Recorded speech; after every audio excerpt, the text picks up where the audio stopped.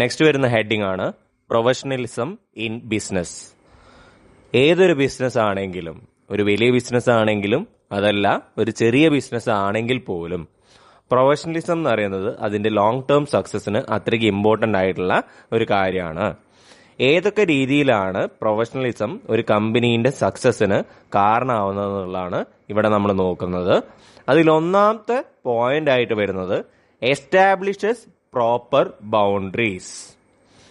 എന്താണ് അപ്രോപ്രിയേറ്റ് ആയിട്ടുള്ള ആക്ഷൻ, എന്താണ് നമ്മൾ ചെയ്യാൻ പാടുള്ളത് അല്ലെങ്കിൽ പാടില്ലാത്തത്, ഇങ്ങനത്തെ കാര്യങ്ങളിൽ ഒരു പ്രോപ്പർ ബൗണ്ടറി സെറ്റ് ചെയ്യുന്നതിന് പ്രൊഫഷണലിസം സഹായിക്കുന്നു. അതാണ് ഫസ്റ്റ് പോയിന്റ് വരുന്നത് കേട്ടോ, establishes proper boundaries.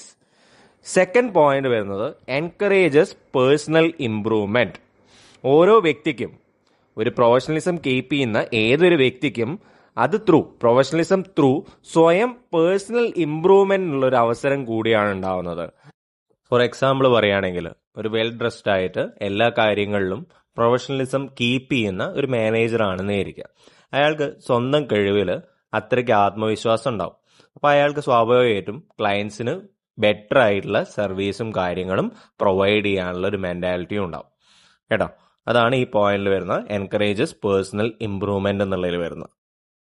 Next point വരുന്നത് പ്രൊമോട്ട് ആൻഡ് മെയിൻറ്റെയിൻ അക്കൗണ്ടബിലിറ്റി എന്നതാണ്. അപ്പോൾ പ്രൊഫഷണലിസം കീപ്പ് ചെയ്യുന്ന ഒരു കമ്പനിയിൽ പ്രൊഫഷണലി എഴുതപ്പെട്ടിട്ടുള്ള കമ്പനി റിപ്പോർട്ട്സ്, അതേപോലെ ബിസിനസ് പ്ലാൻസ്, ഇങ്ങനത്തെ കാര്യങ്ങളൊക്കെ തന്നെ കമ്പനീന്റെ അക്കൗണ്ടബിലിറ്റി വർദ്ധിപ്പിക്കുന്നു എന്നുള്ളതാണ് ഈ പോയിന്റിൽ വരുന്നത്. അക്കൗണ്ടബിലിറ്റി എന്താന്നുള്ളതൊക്കെ നമ്മൾ ലാസ്റ്റ് വീഡിയോ ലെസണിൽ ഡിസ്കസ് ചെയ്തതാണ്. നെക്സ്റ്റ് വരുന്ന പോയിന്റ് ആണ് എസ്റ്റാബ്ലിഷസ് റെസ്പെക്ട്.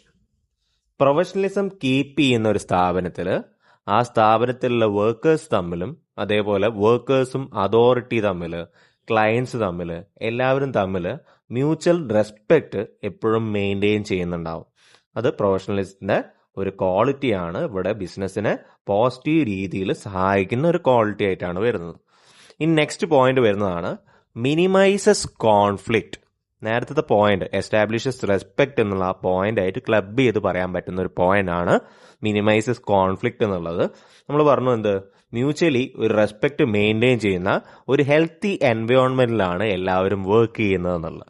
അപ്പോൾ സ്വാഭാവികമായിട്ടും ആ സ്ഥാപനത്തിലുള്ള വർക്കേഴ്സ് തമ്മിൽ ഉണ്ടാവാൻ സാധ്യതയുള്ള കോൺഫ്ലിക്റ്റ് എന്ന് പറയുന്നത് വളരെ കുറവായിരിക്കും. തമ്മിൽ അങ്ങനെയുള്ള ഡിഫറൻസ് ഓഫ് ഒപ്പീനിയൻ അല്ലെങ്കിൽ ഡിഫറൻസ് ഓഫ് ഒപ്പീനിയൻ ഉണ്ടെങ്കിൽ പോലും ആൾക്കാർ തമ്മിൽ ഒഫൻഡ് ചെയ്യുന്ന രീതിക്കുള്ള സംഭാഷണങ്ങളോ അല്ലെങ്കിൽ അനാവശ്യമായിട്ടുള്ള ഗോസിപ്പുകൾ, റൂമറുകൾ, ഇങ്ങനത്തെ കാര്യങ്ങളൊന്നും തന്നെ ഏതിന്റെ കേസിലുണ്ടാവില്ല, ഒരു പ്രൊഫഷണലിസം മെയിൻറ്റെയിൻ ചെയ്യുന്ന സ്ഥാപനത്തിന്റെ കേസിലുണ്ടാവില്ല.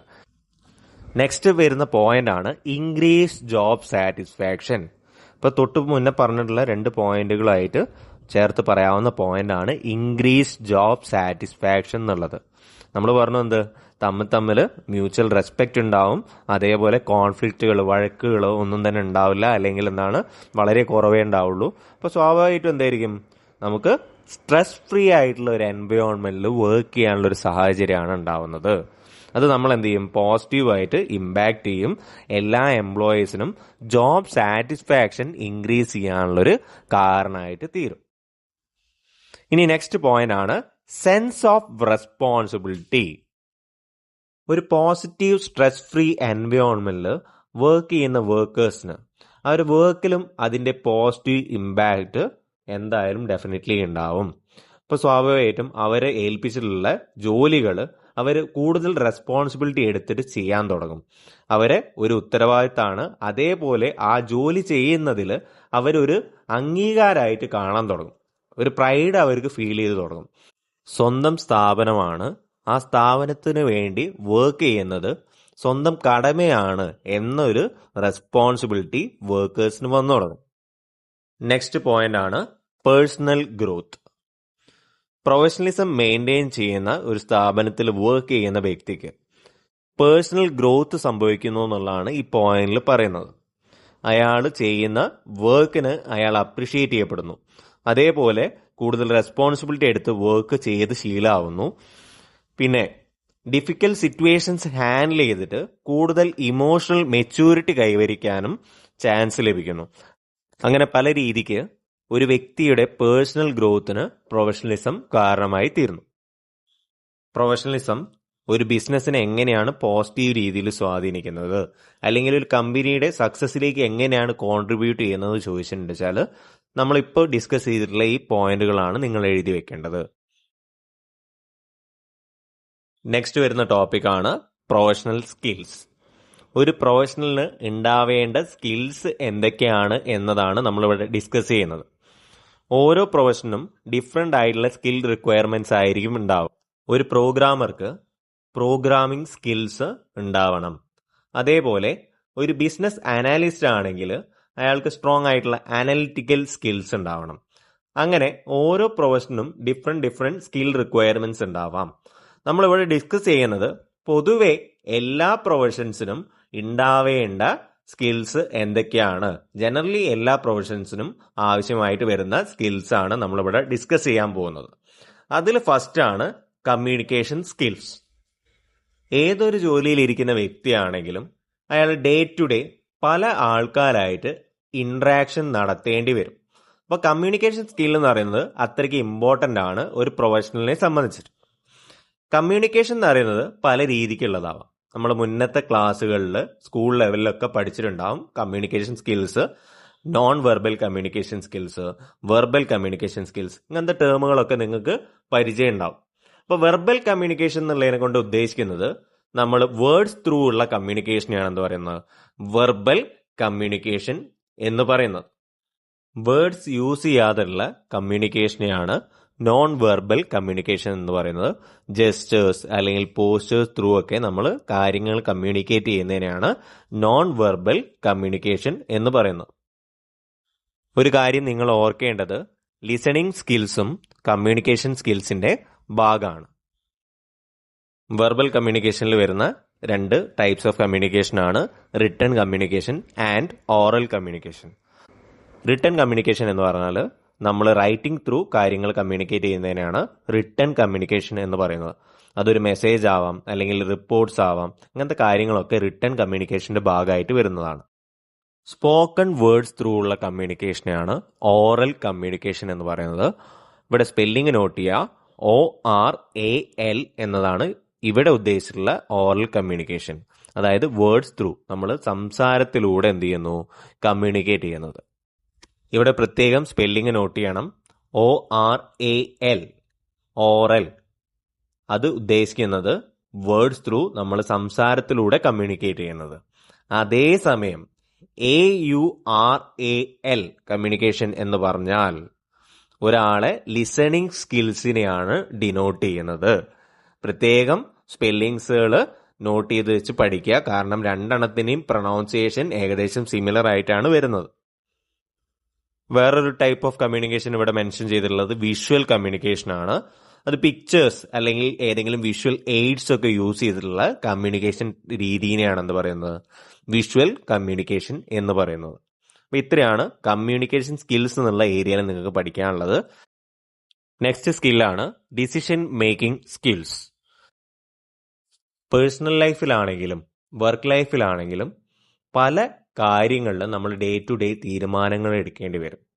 ഒരു പ്രൊഫഷണലെ സംബന്ധിച്ചിട്ട് അയാൾ എടുക്കുന്ന തീരുമാനങ്ങൾ അയാളുടെ പ്രൊഫഷനെയോ അല്ലെങ്കിൽ ഒരു ഓർഗനൈസേഷനെ തന്നെയോ കംപ്ലീറ്റ് ആയിട്ട് എഫക്റ്റ് ചെയ്യാൻ സാധ്യത ഉള്ളതാണ്. അതുകൊണ്ട് തന്നെ ആപ്റ്റ് ആയിട്ടുള്ള ഡിസിഷൻസ് എടുക്കാനുള്ള കപ്പാസിറ്റി ഒരു പ്രൊഫഷണലിന് ഉണ്ടാവണം. അതാണ് ഇവിടെ ഡിസിഷൻ മേക്കിംഗ് സ്കിൽ എന്ന ടേം കൊണ്ട് ഡിനോട്ട് ചെയ്യുന്നത്. ഇനി നെക്സ്റ്റ് വരുന്ന സ്കില്ലാണ് പ്രോബ്ലം സോൾവിങ് സ്കിൽസ്. ഒരു ജോലിയുടെ ഭാഗമായിട്ട് നമ്മൾ പല പ്രോബ്ലംസും ഫേസ് ചെയ്യേണ്ടി വരും. അങ്ങനെയുള്ള പ്രോബ്ലംസ് ഫേസ് ചെയ്യേണ്ടി വരുമ്പോൾ അതിനുള്ള സൊല്യൂഷൻസ് കണ്ടെത്താനുള്ള കപ്പാസിറ്റി ഒരു പ്രൊഫഷണലായിട്ട് നമുക്ക് ഉണ്ടാവണം. അതാണ് ഇവിടെ പ്രോബ്ലം സോൾവിങ് സ്കിൽ എന്ന ടേം കൊണ്ട് ഉദ്ദേശിക്കുന്നത്. ഒരു പ്രൊഫഷണൽ ഒരു ലീഡർ കൂടിയാണ്. ഒരു പ്രൊഫഷണലിന് വേണ്ട നെക്സ്റ്റ് ക്വാളിറ്റിയാണ് ലീഡർഷിപ്പ് സ്കിൽ എന്ന് പറയുന്നത്. സ്വന്തം വർക്കേഴ്സിനെയും അതേപോലെ ജൂനിയേഴ്സിനെയൊക്കെ മോട്ടിവേറ്റ് ചെയ്യാനും അവരെ ലീഡ് ചെയ്യാനും എൻകറേജ് ചെയ്യാനും ഒക്കെ ഉള്ള ഒരു കഴിവ് ഒരു യഥാർത്ഥ പ്രൊഫഷണൽ ഉണ്ടാവും. ലീഡർഷിപ്പ് സ്കില്ലിൻ്റെ ഭാഗമായിട്ട് വരുന്നതാണ് analytical skills, conflict resolution skills, creative skills, organisation skills തുടങ്ങിയവയൊക്കെ. നെക്സ്റ്റ് സ്കില്ലാണ് ഇന്റർ പേഴ്സണൽ സ്കിൽസ്. ഒരു ജോലിയുടെ അല്ലെങ്കിൽ പ്രൊഫഷൻ്റെ ഭാഗമായിട്ട് നമ്മൾ പല ആൾക്കാരായിട്ട് ഇൻട്രാക്ട് ചെയ്യേണ്ടി വരും. അപ്പോൾ ഒരു പോസിറ്റീവ് റാപ്പോർട്ട് ബിൽഡ് ചെയ്യുന്നത് എങ്ങനെയാണ്, അതേപോലെ ആൾക്കാരായിട്ട് പ്രോപ്പറായിട്ടുള്ളൊരു പോസിറ്റീവ് റിലേഷൻഷിപ്പ് മെയിൻറ്റെയിൻ ചെയ്യുന്നത് എങ്ങനെയാണ്, ഇങ്ങനത്തെ കാര്യങ്ങളൊക്കെയാണ് ഇൻ്റർ പേഴ്സണൽ സ്കിൽസിൽ വരുന്നത്. അതിന് പറയുന്ന വേറൊരു പേരാണ് പീപ്പിൾ സ്കിൽസ്. ഇൻ്റർ പേഴ്സണൽ സ്കിൽസിൻ്റെ ഭാഗമായിട്ട് വരുന്നതാണ് മറ്റുള്ളവരുടെ ഒപ്പീനിയൻ റെസ്പെക്റ്റ് ചെയ്യുക, അതേപോലെ ക്രിറ്റിസിസം ആക്സെപ്റ്റ് ചെയ്യുക, constructive criticism, positive criticism accept ചെയ്യുക. ഇതൊക്കെ ഇൻ്റർ പേഴ്സണൽ സ്കില്ലിൻ്റെ ഭാഗമായിട്ട് വരുന്നു. നെക്സ്റ്റ് സ്കില്ലാണ് ഓർഗനൈസേഷണൽ സ്കിൽ. കഴിഞ്ഞ വീഡിയോ ലെസണിൽ നമ്മൾ ഡിസ്കസ് ചെയ്തതാണ് ഓർഗനൈസേഷൻ എന്ന വാക്കിൻ്റെ അർത്ഥം. ഒരു ഓർഡർലി മാനറിൽ കാര്യങ്ങൾ ചെയ്യുന്നതിനെയാണ് ഓർഗനൈസേഷണൽ സ്കിൽ എന്നതുകൊണ്ട് ഉദ്ദേശിക്കുന്നത്. ജനറൽ ആയിട്ടുള്ള കാര്യങ്ങൾ പ്ലാൻ ചെയ്യുന്നത് മുതൽ റിസോഴ്സുകൾ എങ്ങനെ കോർഡിനേറ്റ് ചെയ്തിട്ട് കൊണ്ടുപോകാം, അതേപോലെ എന്തെങ്കിലും ഡെഡ് ലൈൻസ് ഉള്ള പ്രൊജക്റ്റുകളാണെന്ന് വെച്ചാൽ അത് പ്രോപ്പർ ടൈമിൽ മീറ്റ് ചെയ്യുന്നത് എങ്ങനെയാണ്, ഇങ്ങനത്തെ കാര്യങ്ങളൊക്കെ ഓർഗനൈസേഷണൽ സ്കില്ലിൻ്റെ ഭാഗമായിട്ട് വരുന്നതാണ്. നെക്സ്റ്റ് ഒരു ഇമ്പോർട്ടൻ്റ് ആയിട്ടുള്ള സ്കില്ലാണ് ടൈം മാനേജ്മെൻറ്റ് സ്കിൽ എന്ന് പറയുന്നത്. ഒരു വർക്കിൽ പലപ്പോഴും നമ്മൾ പല ഷെഡ്യൂൾസ് മീറ്റ് ചെയ്യേണ്ടി വരും, പല ഡെഡ് ലൈൻസ് മീറ്റ് ചെയ്തിട്ട് അതിൽ നിന്നുകൊണ്ട് വർക്ക് ചെയ്യേണ്ടി വരും. അപ്പോൾ ഇങ്ങനത്തെ കേസിലൊക്കെ എന്താണ്, ടൈം എന്ന് പറയുന്നത് അത്രയ്ക്ക് ഇമ്പോർട്ടൻ്റ് ആയിട്ടുള്ള ഒരു കാര്യമാണ്. അപ്പോൾ ടൈം പ്രോപ്പറായിട്ട് മാനേജ് ചെയ്യാൻ കഴിയണം. ഇതിൽ വേറൊരു പോയിന്റും കൂടി പറയുന്നുണ്ട്, വർക്ക് ലൈഫ് ബാലൻസ്. നമ്മുടെ പേഴ്സണൽ ലൈഫും അതേപോലെ വർക്ക് ലൈഫിലും ഒരു ബാലൻസ് ഉണ്ടാവണം. രണ്ടിനും പ്രോപ്പറായിട്ടുള്ള ഇമ്പോർട്ടൻസ് നമ്മുടെ ലൈഫിൽ ഉണ്ടാവണം എന്നുള്ളത് കൂടി ടൈം മാനേജ്മെന്റ് സ്കില്ലിന്റെ ഭാഗമായിട്ട് പറയുന്നുണ്ട്. ഇനി അടുത്ത സ്കില്ലാണ് സ്ട്രെസ് മാനേജ്മെന്റ് സ്കിൽ. നമ്മൾ നേരത്തെ ഡിസ്കസ് ചെയ്തിട്ടുണ്ടായിരുന്നു, ഒരു ജോലിയുടെ ഭാഗമായിട്ട് പല ഇഷ്യൂസും പ്രോബ്ലംസും ഒക്കെ നമ്മൾ ഫേസ് ചെയ്യേണ്ടി വരും. അപ്പം അങ്ങനത്തെ കേസുകളിലൊക്കെ പല സ്ട്രെസ്ഫുൾ ആയിട്ടുള്ള എൻവയോൺമെന്റിലും നമ്മൾ വർക്ക് ചെയ്യേണ്ടി വരും. അങ്ങനെ വർക്ക് സ്ട്രെസ്, അതല്ല വർക്കിന് പുറമെ ലൈഫായിട്ട് റിലേറ്റഡ് ആയിട്ട് പേഴ്സണൽ ലൈഫിൽ പല സ്ട്രെസ്സുകൾ ഉണ്ടാവാം. ഇങ്ങനത്തെ കാര്യങ്ങളൊക്കെ പ്രോപ്പറായിട്ട് മാനേജ് ചെയ്ത് പോകാനുള്ള കഴിവിനെയാണ് സ്ട്രെസ് മാനേജ്മെന്റ് സ്കിൽ എന്നതുകൊണ്ട് ഉദ്ദേശിക്കുന്നത്. ചിലപ്പോൾ മെഡിറ്റേഷൻ ത്രൂ ആവാം, അല്ലെങ്കിൽ വല്ല യോഗ അങ്ങനെയുള്ള കാര്യങ്ങളൊക്കെ പ്രാക്ടീസ് ചെയ്യുന്നതിലൂടെയൊക്കെ നമുക്ക് എന്ത് ചെയ്യാൻ പറ്റും, സ്ട്രെസ് മാനേജ് ചെയ്യാൻ കഴിയും. നെക്സ്റ്റ് സ്കില്ലാണ് ടീം വർക്ക് എന്ന് പറയുന്നത്. ഒരു ജോലിയുടെ ഭാഗമായിട്ട് നമ്മളൊരു ഗ്രൂപ്പിൻ്റെ ഇടയിലൊക്കെ വർക്ക് ചെയ്യേണ്ടി വരും. അപ്പോൾ ആ ഗ്രൂപ്പിലുള്ള ആൾക്കാരായിട്ട് പ്രോപ്പർ ഒരു റാപ്പോർട്ട് ബിൽഡ് ചെയ്യുക, അങ്ങനെയുള്ള കാര്യങ്ങൾ, മ്യൂച്വലി ഹെൽപ്പ് ചെയ്യുക, അങ്ങനത്തെ കാര്യങ്ങളൊക്കെ ടീം വർക്കിൻ്റെ ഭാഗമായിട്ട് വരുന്നതാണ്. നമ്മളൊരു ഓർഗനൈസേഷൻ്റെ ഭാഗമൊക്കെ ആയിട്ടാണ് വർക്ക് ചെയ്യുന്നതെങ്കിൽ ആ ഓർഗനൈസേഷൻ്റെ സക്സസ് എന്ന് പറയുന്നത് ഇൻഡിവിജ്വൽ പെർഫോമൻസിനെ ബേസ് ചെയ്തിട്ടുള്ളതല്ല, ഒരു ഗ്രൂപ്പിൻ്റെ അല്ലെങ്കിൽ ഒരു ടീം വർക്കിൻ്റെ റിസൾട്ടായിട്ടാണ് എന്തുണ്ടാവുന്നത്, ആ ഓർഗനൈസേഷൻ്റെ സക്സസ് ഉണ്ടാവുന്നത്. അപ്പോൾ ടീം വർക്ക് എന്ന് പറയുന്നത് ഇമ്പോർട്ടൻ്റ് ആയിട്ടുള്ളൊരു ഫാക്ടറാണ്. നെക്സ്റ്റ് സ്കില്ല് എന്ന് പറയുന്നത് വർക്ക് എത്തിക്കാണ്. നമ്മൾ ചെയ്യുന്ന ജോലിയിൽ എപ്പോഴും എത്തിക്സ് നമ്മൾ എന്ത് ചെയ്യണം, മെയിൻറ്റെയിൻ ചെയ്യണം. പ്രോപ്പർ ആയിട്ടുള്ള ടൈമിന് എത്തുക, പങ്ക്ച്വാലിറ്റി കീപ്പ് ചെയ്യുക, ഡെഡ് ലൈനുകളൊക്കെ പ്രോപ്പർ ആയിട്ട് മീറ്റ് ചെയ്യുക, വർക്കൊക്കെ എറർ ഫ്രീ ആണ് എന്നുള്ളത് ഉറപ്പുവരുത്തുക. അങ്ങനത്തെ കാര്യങ്ങളൊക്കെയാണ് വർക്ക് എത്തിക്സിൻ്റെ ഭാഗമായിട്ട് വരുന്നത്.